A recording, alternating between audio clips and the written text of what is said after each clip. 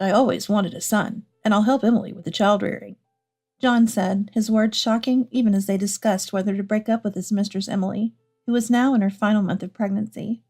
Are you serious? I tried persuading him time and again, but John was immovable once he'd made up his mind. I knew well that arguing was futile. Yeah, but don't worry, okay? My feelings haven't changed. I love you the most, Susan. He said this with a refreshingly honest smile. That was the moment I made up my mind. Fine, then I'll disappear. Without caring for the startled look on John's face, I stood up. He was surprised by my words, mismatched with my smile, unaware of the hellish days to come. My name is Susan. I'm 40 years old. I'm a nurse, living the life of an ordinary housewife, consumed by housework and childcare. I'd hoped for a happy marriage with John after 5 years of dating, but instead, I'm living in a continual hope for something better. John has a severe infidelity problem. In the 5 years before we got married, he cheated 24 times. After about the 5th time, my anger turned to disbelief. I thought about leaving him many times, but every time he would break it off clearly with his affair partner and come back to me. John says cheating is just part of being a man. Aren't you tired of eating bread every day? It's like that. You are my number one, but sometimes I crave something different. Can you forgive me? This was John's usual line. Every time I heard it, I would be trembling with anger, but apart from this, he truly seemed to love me.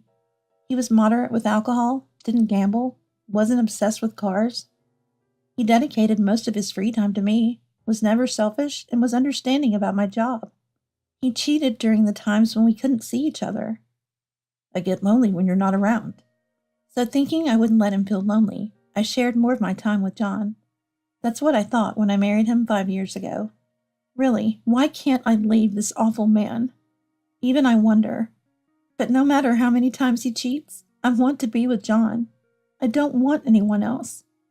Even after being cheated on, I think I loved John. Even if everyone else mocks me, I liked all of him, even the foolish parts, because I believed he put me first. But I wonder if I was foolish to think that way because of an incident that happened. I realized John was cheating when our daughter Lisa was about to turn 9. Lisa is such a good child, always taking the initiative to help with chores. Mom's always working hard, so I want to help too. Lisa's kindness was my support. We rely mostly on my income, as I earn more than John. After Lisa was born, John was laid off due to restructuring at his company. Now he's working as a security guard.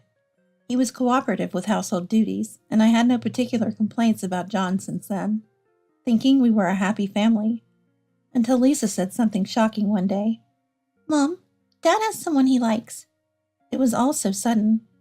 After John went to work, I came home early for once. As Lisa and I were eating dinner, she dropped the bombshell. What? Lisa, what are you saying? Dad's cheating? Dad didn't go to his security job today. He went to see Emily. Wait, what? How do you know all of this all of a sudden? This, Lisa said, showing me her mobile phone screen. There, a conversation was displayed. This? Looking at the names, there was John's and another that seemed to be his lover's. I'll come see you today.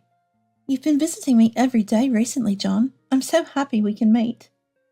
Of course, I want to spend all the time I can with you, Emily, so you don't feel lonely.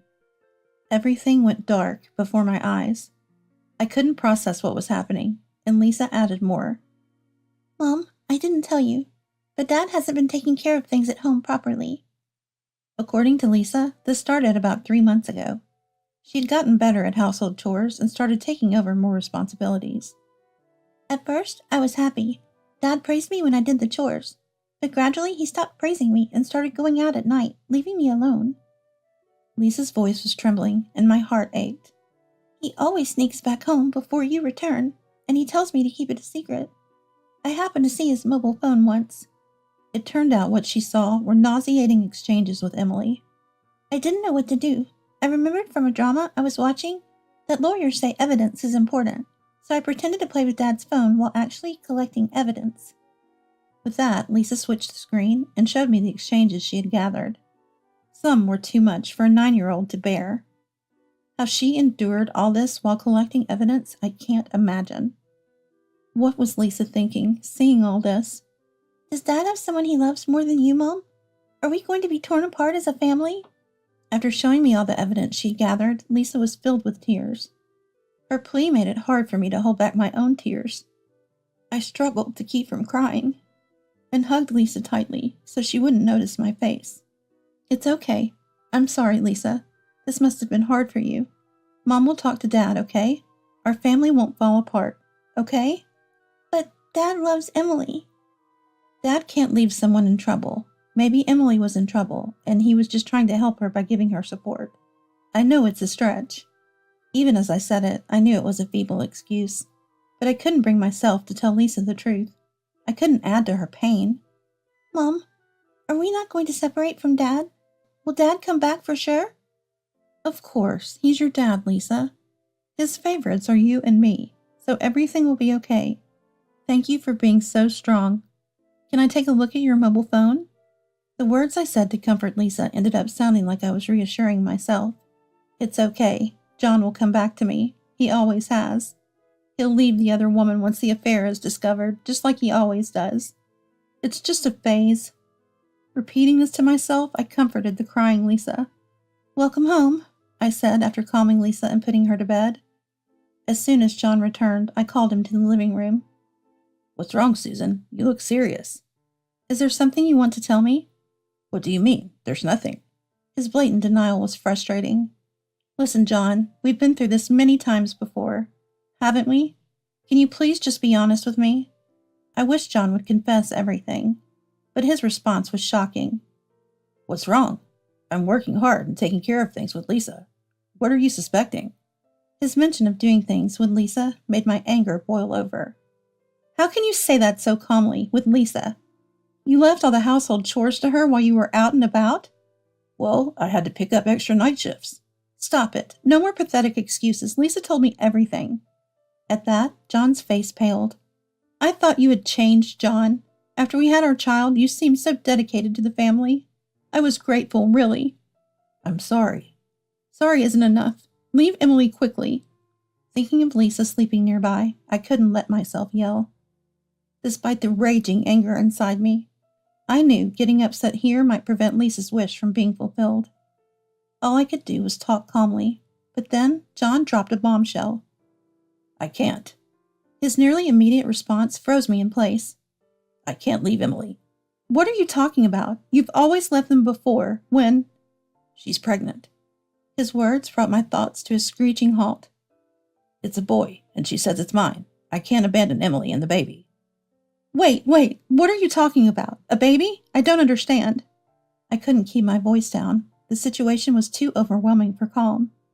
Emily, she's a girl I met at the bar. Bright and nice. We got involved after visiting the bar a few times. She had been dumped by her awful boyfriend, and she said she was okay being second as long as she could be with me, and I couldn't refuse. While John spilled unsolicited details, I was beyond listening. What is this person talking about? Is this some dream? Could this really be happening?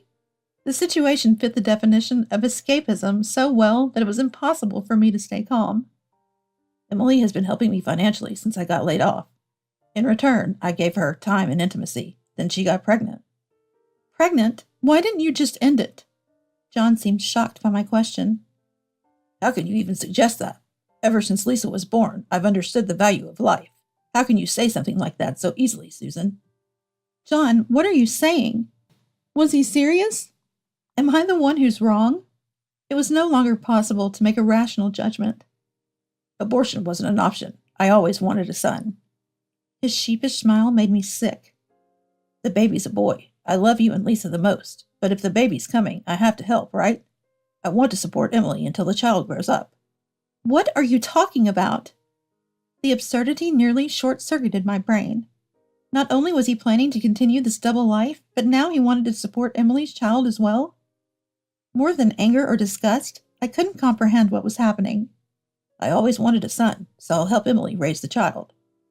John said with a smile, as if it was the most natural thing. I knew him well enough to know that once he's decided something, it wouldn't change. Are you serious? Yes, but don't worry. My feelings haven't changed. I love you most, Susan. Fine, then I'll disappear. I returned his smile with one of my own. though it was the furthest thing from how I felt, and stood up. Huh? Disappear? Don't worry, I won't interfere with your parenting, and I'll take care of Lisa. With that, I went to my room and began packing. Huh? Wait, what do you mean, disappear? Just what I said. You'll have to be clearer. I don't understand. John's raised voice elicited a deep sigh from me. So you're not planning to end things with Emily, and you're going to acknowledge and raise the child, right? Of course, I am the father after all. Then go. I'll take good care of Lisa on my own. You mean you forgive me? John mistook my resignation for understanding, and his face lit up. There's nothing to forgive. You never listened to me anyway. You made your own decisions without considering me.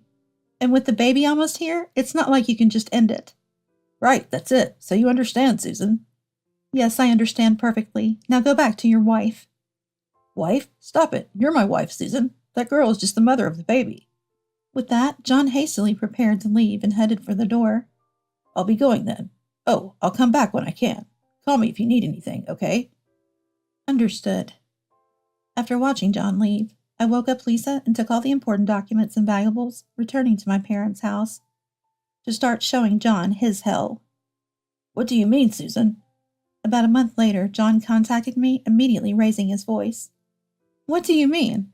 What? What's up? Our house is gone, and all my stuff was sent to my parents' house. They're in a panic. John's frantic and incoherent state was something amusing. I told you, didn't I? I'm disappearing from your life. What? But I thought we understood each other. I never took back my words. I never agreed to recognize the baby or Emily. But you said abortion was not an option. Yes, it isn't, but I never said I'd accept it. I just stopped talking because it was useless with you in that state. Finally, realizing the gravity of the situation, John babbled rapidly. What? Even so, you can't just sell our house. That's my place to return to. There's no place for you to return to in my life anymore, and I'll be taking alimony and proceeding with the divorce, just so you know. What? Divorce? Alimony? Wait a minute. That's not obvious at all. It's my child. You're my wife, Susan. You should naturally help me, right? What nonsense are you talking about? I have no obligation to take care of your child with Emily. But I've always supported you, Susan. Worked hard at home and with the kids. At that comment, all my pent-up anger exploded. Don't be ridiculous. Lisa has been the one supporting me for years, taking care of the house and left all alone. It wasn't you who supported and worked hard for me, it was Lisa. But that was because Emily was emotionally unstable. I had no choice. Enough with the lies. With that, I switched my mobile phone to speaker and sent John a WhatsApp message. Look at the message I just sent you. Message? What is this? The message contained a photo of John with another woman, not Emily. Was it fun to play around while hiding your marriage? Which number is this girl in your list of affairs? Wait, what does this mean? I hired a detective through a contact of Dad's. They dug up a lot for the divorce case. Then it all came out. I could easily find it, even with a simple internet search. All the evidence of your affairs. I'm sorry, really sorry, but please, not a divorce. It's too late. I've already initiated the legal proceedings. I knew you wouldn't agree to the divorce willingly. All future communications will be through my lawyer. I really wanted to unleash more anger, but I know that being rational in these situations inflicts a deeper psychological wound. The more emotional I got, the more it might seem I still had feelings for him. For me, this was a culmination of years of self-respect. This is a crucial conversation to cut off any lingering attachment to a cheating man. Please, Susan, reconsider. We've always managed to work things out before. Yes, we did try to work things out repeatedly. Right, so let's talk it over and start over again. Repeating the same mistakes was the real mistake.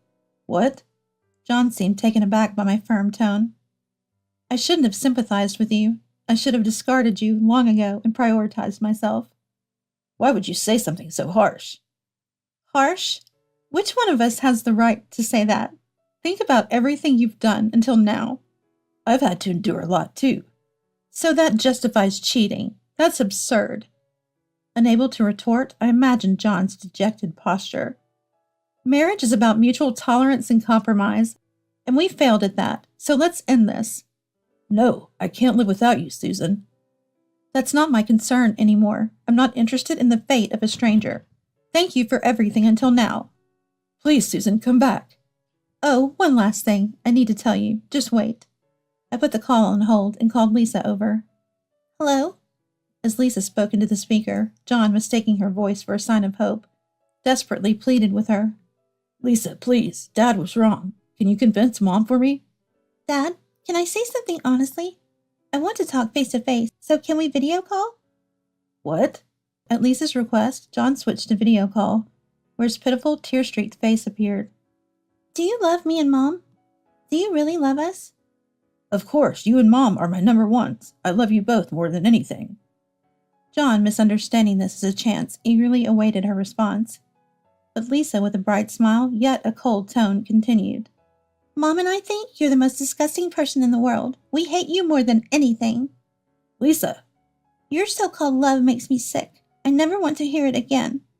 What do you mean, Lisa? I'll take care of Mom, so from now on, don't mention us or show your face. We want nothing to do with you. After saying that, Lisa abruptly ended the call and began laughing joyously. Mom, did you see? Dad's face of utter despair. I almost laughed. Lisa, are you okay with this? You didn't want a divorce before.